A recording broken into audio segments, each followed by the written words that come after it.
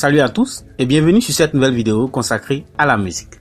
Le monde de la musique est un monde en constante évolution, notamment sur le continent africain.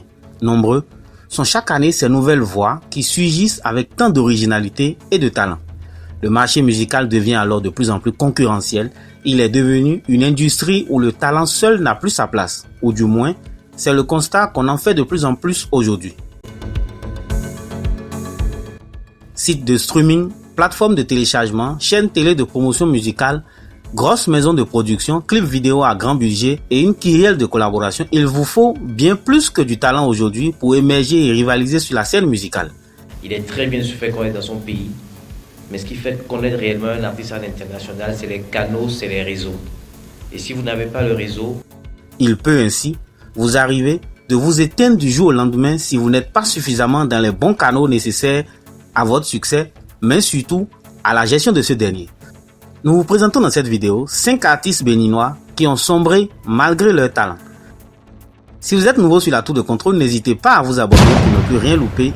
C'est parti.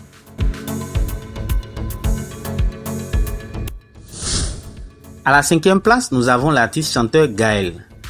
Gaël est un artiste béninois révélé au monde lors du concours de musique Africa Star organisé sur le continent africain en 2008 et dont la finale, animée par le célèbre animateur Claudicia, se déroulait du côté de Libreville au Gabon et diffusée sur l'ensemble des chaînes d'Afrique francophone. Ce concours de la chanson, d'une envergure panafricaine, mettait en compétition les jeunes artistes de plusieurs pays de l'Afrique francophone afin de déceler et de motiver les stars de la musique africaine qui devraient égayer le continent les années d'après. Au milieu de tous les prétendants au titre de gagnant qui devraient être choisis par le jury figuraient 2 chanteurs qui faisaient montre d'un talent impressionnant. Il s'agissait de Gaël du Bénin et Sidney du Cameroun, les 2 finalistes. Singila, qui était un artiste invité pour la cérémonie, a pu admirer la reprise de l'un de ses tubes par le béninois Gaël. Sidney remportera la compétition et on aurait pensé que l'on détenait là 2 prochaines célébrités musicales du continent. Eh bien non, Gaël, bien qu'ayant eu le privilège de partager la scène avec des artistes tels que Césaria, Evora, Koffi Olomide, Tiken Jah et Lukwa Kanza, entrera pourtant en studio quelques mois plus tard pour sortir un single intitulé Vie ta vie, qui n'aura aucun succès. 6 ans après, soit en 2014, il refait surface et annonce avoir disparu afin de suffisamment réfléchir s'il fallait continuer sa vie normale ou suivre sa passion qu'est la musique. Il sort alors un ensemble de 6 singles destinés en principe à lancer sa carrière musicale. Et pourtant, les choses ne se passeront pas comme prévu. Il faut dire que le public l'avait déjà oublié en fait, et depuis, plus rien. Il disparaîtra tout simplement de la scène musicale. On n'aura de souvenir de lui que cette compétition. À la 4e place, nous avons le chanteur Robinson Sipa. Robinson est un artiste béninois des débuts des années 2000. Il est le propulseur du rythme béninois dénommé Soyoyo qu'il a réussi à populariser. Après quelques années passées au sein du groupe Panthère Noire, en carrière solo et après le succès de plusieurs de ses tubes dont Bambaloki, il s'envole et parcourt des scènes à travers le continent, l'Europe et bien d'autres. L'artiste connaîtra des moments difficiles dans sa carrière et restera presque silencieux pendant de nombreuses années. On aurait pensé qu'il a laissé la musique, eh bien non.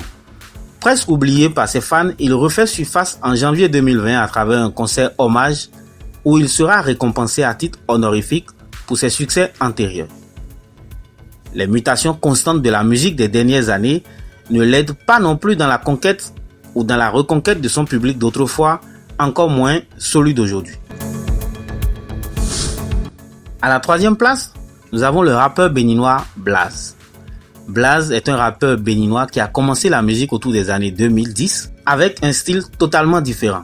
On pourrait le qualifier à l'époque de la version française du rappeur américain Lil Wayne dont il est très fan. Provocation, punchline, buzz et frasques avec des lyriques nouveaux, il a su se faire écouter et parler de lui sur le continent, notamment dans la région ouest africaine et centrale où il était l'idole de beaucoup de jeunes. Toujours resté en autoproduction, il a tant bien que mal su conquérir et réussir à s'imposer sur la scène musicale africaine. Celui qui a fait des concerts à guichet fermé, a enchaîné plus tard quelques collaborations avec les rappeurs Koba, Ibawan et bien d'autres. Surnommé le roi de la street et compositeur des titres À lettres rouges ou encore Buddha Love, il ne connaîtra pas un vrai déclic international tel que l'on connaît aujourd'hui des rappeurs Ténor, Suspect 95 de la Côte d'Ivoire et bien d'autres. Il a lutté pour se maintenir dans le game sans vraiment y parvenir. À la deuxième place, nous avons l'artiste Petit Miguelito. Petit Miguelito est un artiste de la salsa béninoise à ses entames. Fils de musicien, il a su se démarquer de la musique très tôt avec les singles Lolonien et Tien Tien Tien dont l'on se souvient encore. Le succès de Petit Miguelito ira rapidement au-delà des frontières. Il fait l'unanimité à la fois chez les mélomanes et les professionnels de la musique. Il signe plus tard avec la maison de production Nouvelle Donne. Il fait plusieurs scènes africaines et européennes. Avec ses albums La Prophétie et Père au Fils, il a fait danser tant les jeunes que les plus âgés. Mais c'est pas sa collaboration avec l'artiste ivoirienne Tia sur le tube Mon Bébé qui a été un grand succès qu'il détient encore aujourd'hui le record béninois du nombre de vues sur la plateforme de streaming YouTube. Après que sa maison de production l'ait lâché, il n'enchaîne que de petites prestations. Il se fera entendre par la suite par quelques scandales dont celui lié à une voiture qu'il aurait louée sans respecter les clauses du contrat de location. À la première place, nous avons l'artiste Dibi Dobo. Dibi Dobo est la preuve vivante que le succès est vraiment éphémère. Le jeune prodige de Cotonou qui, à ses débuts, était le plus prometteur des artistes béninois, a finalement disparu de l'arène musicale après seulement quelques bribes d'années. Dibi Dobo s'est fait connaître à son entame par le morceau Winnie Winnie qui l'a fortement propulsé. Il enchaînera des tubes comme Que ferais-tu, Chichavi et bien d'autres. Sa collaboration avec l'ivoirien DJ Arafat et le français Kamnouz le fera connaître davantage. Il fera également plusieurs autres collaborations européennes, à côté celle avec la compatriote béninoise Angélique Kidjo, plusieurs fois récompensée aux Grammys Awards. Mais le hit international à grand succès fut celui avec la française Lincha et l'ivoirien Jijika. La chanson a énormément boosté la carrière de Dibi Dobo qui était à tout de vue à l'apogée de sa carrière. Sauf que seulement quelques mois plus tard, fort d'une embrouille avec sa maison de production, il rompt le contrat, abandonne ainsi toutes les opportunités de scène internationale et rentre au pays. Certainement confiant qu'il saurait toujours faire danser ses fans. Mais, échec et mat. Tout ne se passera plus comme avant. Les critiques acerbes se multiplieront. Certains disent ne plus reconnaître l'artiste au flow agréable, comme il aimait le dire lui-même en langue locale fond. Il fera une collaboration avec l'artiste nigérien Meidi et un géant concert au stade Mathieu Kérékou de Cotonou qui sera un échec. Depuis lors, retranché dans son studio de production Soy Mavo Music, il fera parler de lui de par les démêlés connus avec ses artistes qu'il produit. C'est d'abord l'artiste béninois Mas le Rouge qu'il scande payer de sa propre poche malgré son contrat avec la maison, les ressources financières nécessaires aux enregistrements et tournages de clips vidéo.